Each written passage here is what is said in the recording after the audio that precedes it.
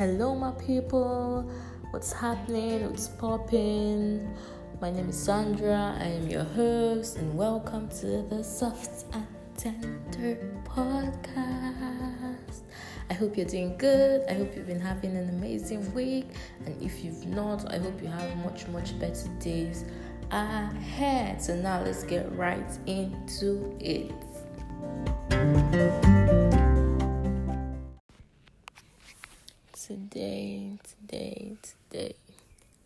Today we're going to be talking about tears, and if crying is a sign of weakness or a sign of strength or just a sign of being a human being. So before we get right into it, firstly I want to apologize for taking the longest break ever. So I was in transit a lot, traveling, and I wasn't changing time zones, but I was definitely jet lagged. But yeah, now I'm back and ready to serve you all the goodness I have to offer. So let's get right into it. So now, tears, crying. Growing up, crying was always seen as a sign of weakness. It was seen as a sign of manipulation. I mean, if I'm explaining myself here and trying to get my points across and I break down in the middle of it and start crying, it automatically negates every single thing that I had initially said. And to me, that is very wild. In secondary school, in primary school, I used to cry a lot. People would do stuff and I would start crying. They would make jest of me and I would start crying. I cried at the smallest things. I was always called emotional. Every small thing, oh, you're so emotional. You're too emotional. You have to grow up. You have to stop crying. You can't keep crying, And when I got to secondary school, I think that continued. I would get teased. There was a time I was in GSS1. That was year 7. And I had these skin rashes. Now keep in mind they were not communicable, but then growing up I had very sensitive skin, and I had the skin rashes. I don't even know what caused them, but that was not the first time I was getting them. But I think that was the last time I actually had them. So I had the skin rashes, and every medicine in the book was not working. I don't even remember the medicine I used then, but then they were not working. Doctors, dermatologists, nothing was working until we went and bought herbs, aka agbo. So it was after I started drinking the agbo that the thing started clearing. Keep in mind, agbo is just so goddamn bitter. Oh my god, I even used to mix mine with sugar and it was still so awful. But that's a story for another day. So there was this girl, her name starts with R, so let's call her R. And, my friends back then, they knew that it wasn't communicable and I was trying my best to fight it and get rid of it. Anyway, so this day, this girl comes and I don't know what we're talking about. She was kind of the leader of the pack. I don't know what we're talking about. I don't know what we're saying. And the next thing this beautiful human being would say was that, I should get away from her, not give her the disease that I have, and all of that. Said some horrible stuff.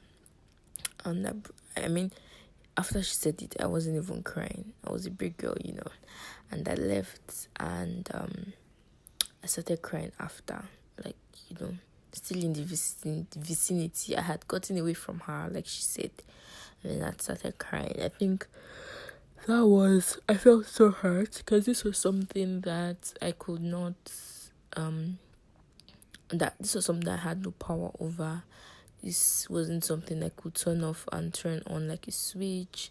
It was something she knew I had been battling for a while. Now keep in mind that these rashes were only on my arms, so it wasn't like it was all over my body, just my arms. And yeah, anyway, if I had gone home and said, oh, this person said this, said that, and I started crying, it would have been a whole lot worse for me, because I would have had to explain why I was crying. I would have had to explain why I felt my first reaction should have been tears. And for the longest time, anytime anything happened to me in school, whether I was being emotionally bullied or just upset or whatever, I always kept it to myself, because there was one time it became physical and I reported at home. I think I should not have anyway, but then before then it was just all words, and I wish I didn't go home. I was glad I didn't go home to tell about, me being, technically bullied because I had rashes. And throughout secondary school, as time went on, I learned to stop crying over stuff. I had people are so untrustworthy. But then people I called my friends, and I learned to stop crying basically, because at the end of the day, I was told at home that it was a sign of weakness and it was a sign of self-pity and all of that. So by the time I got to university, I was almost as hard as a rock. I barely cried. If I cried about something, maybe it would be like so many hours after, sometimes days after, and then I'm just realizing this person was actually quite awful to me, and then I start crying. And then the only thing that got me to cry, to break down in tears immediately, was when I was at home. I just could not help that one. This is supposed to be my people. I understand friends or classmates, roommates, whatever. But then why are these people that I can't help but love making me cry as well? So, but then, outside the house, I barely cried. It got to a point that I also stopped crying at home, because I was like, if I cry, it's not going to change anything. Crying is just going to make everything worse. And so I started bottling up a lot of emotions, because now looking back, crying was like an escape route for me. Crying was, the way to release the anger and the pain effective immediately. And because I used to be very, very forgiving, and in quotes naive, like somebody would say, because if you shouted at me, I'm talking about like an adult to a child. Now if I was shouted at and scolded or something, and I cried, once I'm done crying, you're back to be my best friend. And that was the way it was in school as well, and with outsiders. Once I cried and I finished, shedding those tears, I was always good to go. And not being able to release those emotions obviously came with me holding a grudge against people. So I was never able to really, really, really forget what people did. I would let go. That's life, all of that. But then I would never really truly forget. Before, I would literally forgive and forget. I would have no memory that you had just upset me, because I've basically, let go of all the emotions, all the pain and everything that, came with whatever your action was to me. And growing up as a teenager, that did not happen, because I think majority of my teenage years were actually in university. and I was just a child throughout secondary school. So yeah, throughout university, throughout being a teenager, it was I mean, it got to a point where I didn't even used to cry after. Like, even when I thought about it, what I used to do then was I would stare you in the face, hug you, laugh with you, and still have this big grudge against you because I'm thinking, like, I can't believe you did this to me. I can't believe you said this about me. And here you are shining your teeth with me. Okay, no problem then. I mean, oh my God, I love you too. And whereas before, if I had just cried, I would have, like, truly let go of whatever that was and moved on, and my actions would have been, really genuine. Now to the question, is it a sign of weakness? Is it a sign of strength? Sometimes I think it is. I don't really cry for physical pain. Like, I don't know how to explain it, but then I get injured a lot, self-hurt, unintentionally. Like right now, I have a cut on my palm from a knife, and it hurts me when water touches it, when onions make contact with it, when scotch bonnet is on it. Kitchen duties, it always stings. But then I don't blink. Like, I don't mind peeling off the scabs on my wound.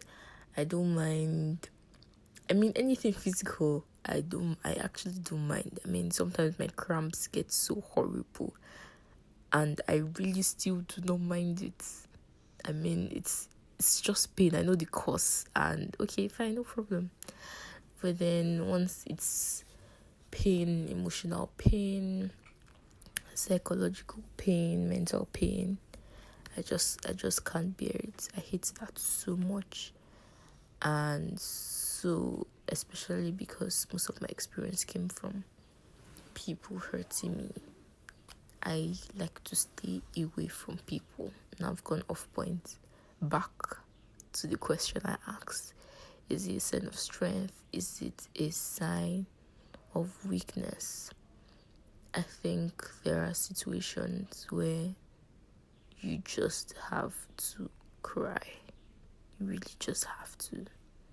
I mean, all those emotions I had bottled up for years came crumbling down, and there was a year that I just kept crying. Even when it wasn't necessary, I would cry and cry and cry, and my eyes are teary from remembering how much I had to cry because of how much I had bottled up these emotions for years.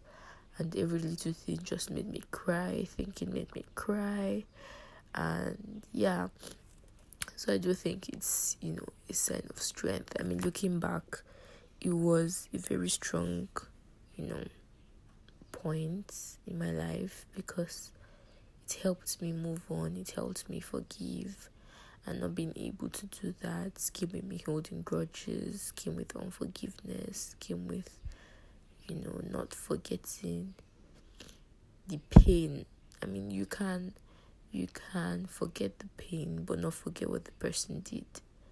I used to forget what the person did and forget what the pain felt like. And when I stopped crying, I did not forget what the person did. I did not forget the pain. I did not forgive.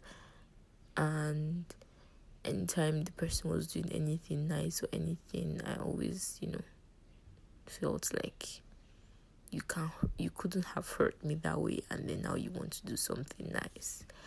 So I do think that tears is forever going to be a sign of strength. I think crying is liberating. I think it frees you. I think letting go. I think crying, because sometimes you actually can't control your tears, yeah. And I think that it's letting you know, like, crying, uncontrolled tears lets you know that you're really not in control of anything, and you just have to take life as it comes, even if it has to be sniffing every 2 minutes because you just finish wheeling for 5 minutes. And I think crying could actually also be such a beautiful experience. People cry, tears of joy. They cry when good things happen. They cry when they can't believe certain things have happened, even when they're good. People cry when they lose family members. They cry when they lose loved ones. And I don't think anybody should be faulted for that. I don't think anybody should be told that their tears are a sign of weakness because of that. I think everybody that goes ahead to cry, whether in public, whether in private, I think they're very strong people. I think that they're human beings. Even Jesus cried. So why would you say that I am just growing and struggling and trying to become more like Jesus, and I am not even halfway there? I should not cry when the person I'm literally trying to live my life after cries. And yeah, I'm not crying, guys, but then tears from earlier, the teary eyes from earlier have kind of left some mucus in my nose, so now I have to sniff, excuse me. So but yeah, crying is liberating. I think crying helps you move on from stuff, and I think I'm still learning to cry at situations with people, and crying just because somebody hurts me or somebody I thought was a friend hurts me, or because I feel betrayed, or I feel I was taken advantage of, does not mean that I have let that person win. It doesn't mean that I have self-pity. It doesn't mean that I'm being naive. It doesn't mean that I am trying to be manipulative. It just means that I am hurt and I am letting my emotions go as they please. And even for men are human beings after all. Why should a man be criticized and be shamed for crying? I think that's just so awful.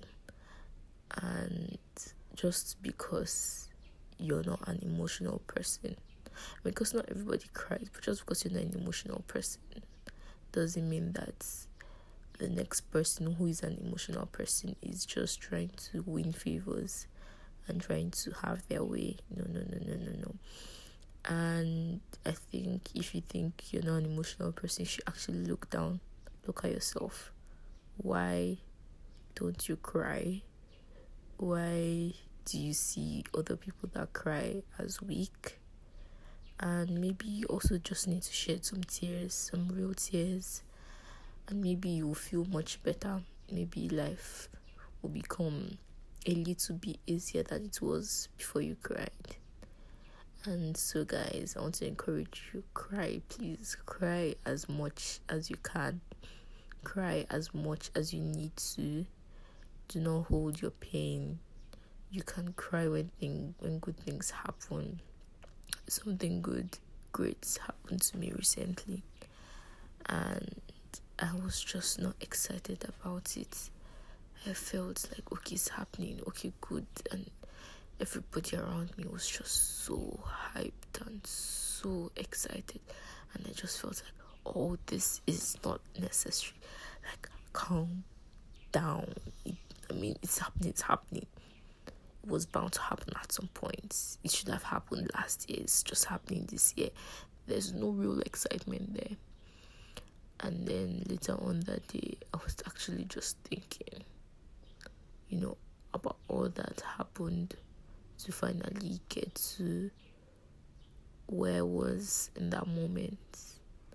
And my eyes got teary again. And then I was like, nah man, you can't cry. There's no reason to cry. And of course I fought it. Fought it really hard, and it went back. And that's my instant reaction to tears these days: to fight it back, to push it back. And even those tears, if I had let them come, wouldn't have been tears because I was sad or anything. They were like, tears of joy. And even then, I wouldn't let myself cry. I wouldn't let the tears drop. And it says a lot. So I want to encourage you to cry when you need to, cry when you have to, cry when you're happy, cry when you're sad, cry when you're heartbroken, cry when you feel cheated, cry when you're frustrated. You're only human. And Jesus cried, and you can cry, and nothing is going to happen. You're going to feel much better. You're going to feel relieved. You're going to feel at peace. And we're 20 minutes in, and I'm not done. So I'm going to round off now. And yeah, I just want to encourage everybody: let go, feel free, feel your emotions to the core, do what you need to do, write in a book, be emotional. You're human, and you need to. So guys, that's all for today. Thank you for listening. Don't forget to share. Don't forget to subscribe if you're listening on a platform that you can subscribe. Don't forget to add to your playlist if you're listening on a platform where you can do that. And don't forget to like if you're listening on a platform where you can do that. I love you guys. Thank you for listening. Bye.